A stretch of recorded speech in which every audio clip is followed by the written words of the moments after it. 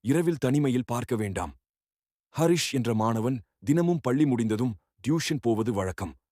அந்த மாதிரி ஒரு நாள் அவன் டியூஷன் முடிச்சிட்டு கிளம்ப போற நேரத்திலே பெருசா மழை பெய்ய ஆரம்பிச்சது. அதனால அந்த டீச்சர், "இவ்வளவு மழையில நீ எப்படி போற? இன்று இரவு இங்கேயே தூங்கு ஹரிஷ்" என்றார். ஹரிஷ் சம்மதித்து டீச்சர் வீட்டிலேயே தங்கினான். இரவு மத்தியில் மழை இன்னும் கொட்டிக் கொண்டிருந்தது.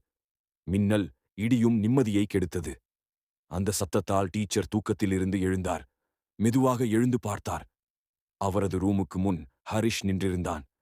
அவன் முகம் வெறித்த பார்வையோடு கண்களை அவள் மீது நிலைத்தபடி பார்த்துக் கொண்டிருந்தான். டீச்சர் பயந்து கொண்டு கேட்டார், "ஹரிஷ், என்னாச்சு? ஏன் இப்படி நின்னுட்டு இருக்கே?" அவன் மெதுவாக ஒலி இல்லாத குரலில் சொன்னான், "எனக்கு தண்ணி தாகமா இருக்கு, மிஸ்." டீச்சர் ஆச்சரியப்பட்டும் பயப்பட்டும், "சரிப்பா, தண்ணி கொடுக்கிறேன்" என்று சொல்லி அவனுக்கு தண்ணி கொடுத்தார். அதை குடிச்சவன் எதுவும் பேசாமல் நின்று கொண்டே இருந்தான். அவனை அவனது ரூமுக்கு கூட்டிச் செல்ல டீச்சர் மெதுவாக கதவை திறந்தார்.